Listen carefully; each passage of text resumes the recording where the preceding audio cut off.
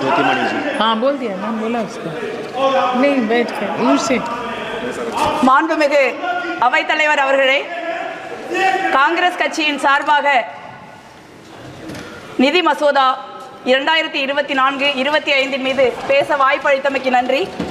முதலில் பேரன்போடும் பேராதரவோடும் என இரண்டாவது முறையாக கரூர் நாடாளுமன்ற தொகுதியின் எம்பியாக தேர்ந்தெடுத்த எமது சகோதர சகோதரிகளுக்கு இதயபூர்வமான நன்றியை தெரிவித்துக் கொள்கிறேன்.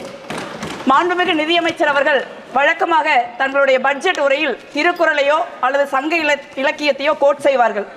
இந்த முறை திருக்குறளையும் சங்க இலக்கியத்தையும் மறந்ததோடு தமிழ்நாட்டையும் மறந்து விட்டார்கள். தமிழ்நாட்டிற்கு நியாயமாக தர வேண்டிய நிதியையும் அவர்கள் வழங்கவில்லை. அவர்கள் செய்த அல்வாவை தமிழ்நாட்டிற்கும் எதிர்க்கட்சிகள் ஆளுகிற மாநிலங்களுக்கும் கொடுத்து விட்டார்கள் என்று நினைக்கிறேன். அவர்கள் சொல்ல மறந்த திருக்குறளை நான் இங்கே நினைவுபடுத்த விரும்புகிறேன். இயற்றலும் ஈட்டலும் காத்தலும் காத்த வகுத்தலும் வல்லது அரசு.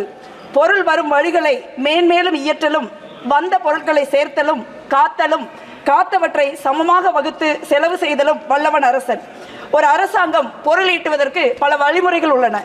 அதில் முக்கியமானது ஒரு வரி. அந்த வரியை யாரிடம் ஈட்டுகிறார்கள், எவ்வளவு ஈட்டுகிறார்கள், அந்த நிதியை யாருக்கு செலவு செய்கிறார்கள், எவ்வளவு செலவு செய்கிறார்கள் என்பதை பொறுத்து அந்த ஆட்சி எப்படி நடக்கிறது, யாருக்காக நடக்கிறது என்று சொல்லிவிடலாம். பெரும் முதலாளிகள், வெளிநாட்டு தொழில் நிறுவனங்கள், பெரும் பணக்காரர்கள், இவர்களிடம் அரசு அதிக வரி ஈட்டலாம். தொழில்கள், வேலை வாய்ப்புகள் உருவாக்கப்பட்டால் வரி வருமானம் பெருகும். மாநிலங்களுக்கு, குறிப்பாக தமிழகம் போன்ற தொழில் வளர்ச்சி மிகுந்த மாநிலங்களுக்கு அதிக நிதி ஒதுக்கீடு செய்தால் வரி வசூல் அதிகமாகும். இதைத்தான் காங்கிரஸ் தலைமையிலான யூபிஏ அரசு, ஐக்கிய முன்னணி அரசு செய்தது. ஆனால் நீங்கள் என்ன செய்து கொண்டிருக்கிறீர்கள்? பெருமுதலாளிகள், வெளிநாட்டு நிறுவனங்களை விட்டு விடுகிறீர்கள். அவர்களுக்கு வரி சலுகைகளை அள்ளி கொடுக்கிறீர்கள். ஒரு இரக்கமற்ற கொள்ளைக்காரனை போல சாதாரண ஏழை எளிய நடுத்தர மக்களை அடித்து பிடுங்குகிறீர்கள். அதற்கு பெட்ரோல், டீசல், சமையல் எரிவாயு ஒரு சரியான உதாரணம்.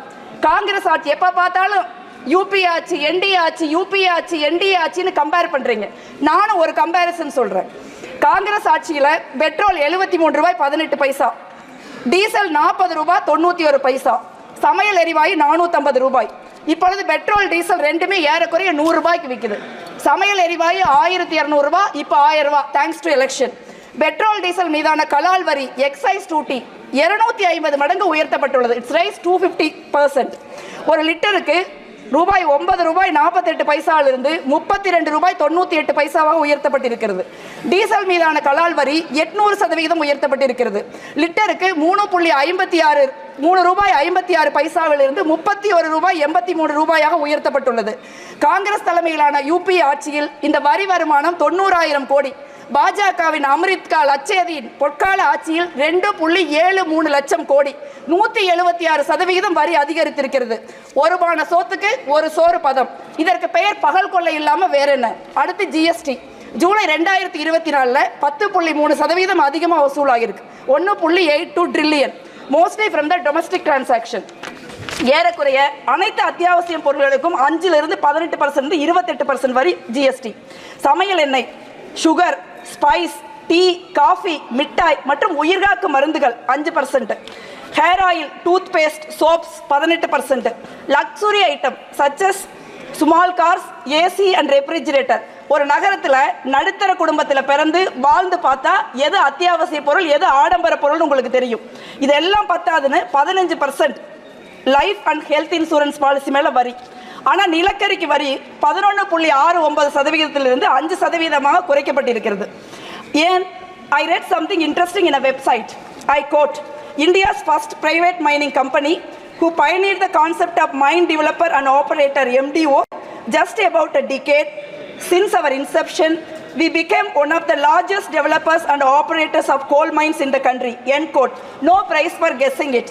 It's Adani. Sorry, I can't quote. No, it's A1 coal. 2019 பாஜக ஆட்சிக்கு வந்தவுடன் கார்ப்பரேட் வரி 30%-லிருந்து 22% குறைக்கப்பட்டது. ஆனால் இதனால 1.45 லட்சம் கோடி ரூபாய் வருமானம் இழப்பு ஏற்பட்டது. இப்போ வெளிநாட்டு நிறுவனங்களுக்கான வரி 40%-லிருந்து 35% குறைக்கப்பட்டுள்ளது. இ காமர்ஸ், அமேசான், பிளிப்கார்ட் போன்ற நிறுவனங்களுக்கு 2% வரி இருந்துச்சு. இப்போ அதுவும் 0% ஆக்கிட்டாங்க. பாவம், அவர்களெல்லாம் பரம ஏழைகள். அவர்களிடம் போய் இந்திய அரசாங்கம் வரி கேட்கலாமா? அதற்கு தான் ஏழைகளும் நடுத்தர மக்களும் இருக்கிறோமே. இதெல்லாம் வெறும் ட்ரெய்லர் தான். மொத்த படத்தையும் பார்த்தால் பாரதி சொல்வது போல நெஞ்சு பொறுக்காது. சாதாரண ஏழை மக்கள், நடுத்தர மக்கள் இவர்கள்ட்ட கொள்ளையடிச்சு என்ன செஞ்சிருக்கீங்க? 45 ஆண்டு காலமாக இல்லாத வேலை வாய்ப்பின்மையை உருவாக்கி இருக்கிறீர்கள். ILO report says India's youth accounted for 83% of the unemployed population in 2022. ஒரு நாட்டில் 83% இளைஞர்கள் வேலை இல்லாம இருந்தா இந்த இளைஞர்களின் எதிர்காலம் மட்டுமல்ல, இந்த நாட்டின் எதிர்காலம் இருண்டு போகும். அதை பத்திலாம் உங்களுக்கு கவலை கிடையாது. உற்பத்தி துறை இந்தியாவில் வேலை வாய்ப்பு உருவாக்குவதில் 2வது இடத்துல இருந்தது.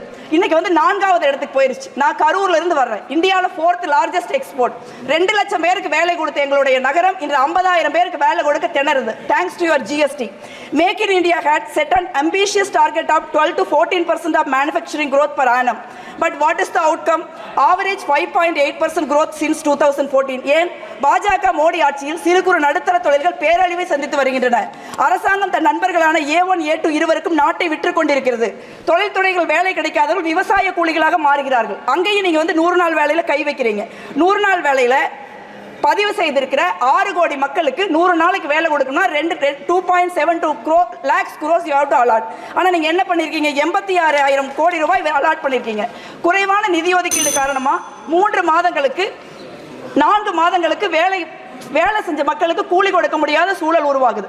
அடுத்து விவசாயம். 2022 விவசாய வருமானத்தை இரட்டிப்பாக்குவோம்னு சொன்னீங்க.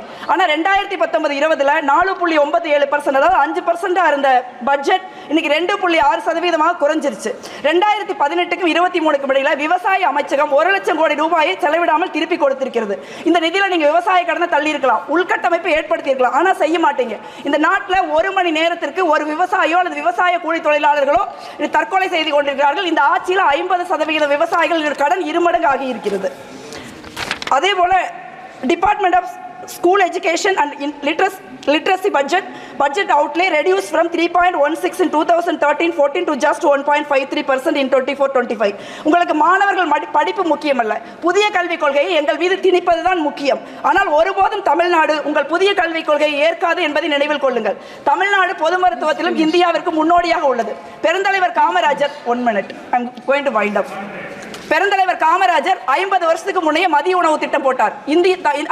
அதை காங்கிரஸ் அரசாங்கம் இந்தியா முழுவதும் அமல்படுத்தியது. இன்று தமிழ்நாட்டின் மாண்புமிகு முதலமைச்சர் அண்ணன் ஸ்டாலின் அவர்கள் காலை சாப்பாடு போடுறாங்க. இந்தியாவில் எங்கேயும் கிடையாது. அந்த மாதிரி திட்டங்களை நீங்க நிறைவேற்றுங்க. நாட்டில் இவ்வளவு பிரச்சனை இருக்கு, ஆனா உங்களுக்கு எது முக்கியம்? சாதி மதம். ஒரு எதிர்க்கட்சி தலைவரை, எனது தலைவர் ராகுல் காந்தியை பார்த்து என்ன சாதின்னு நீங்க கேட்கிறீங்க.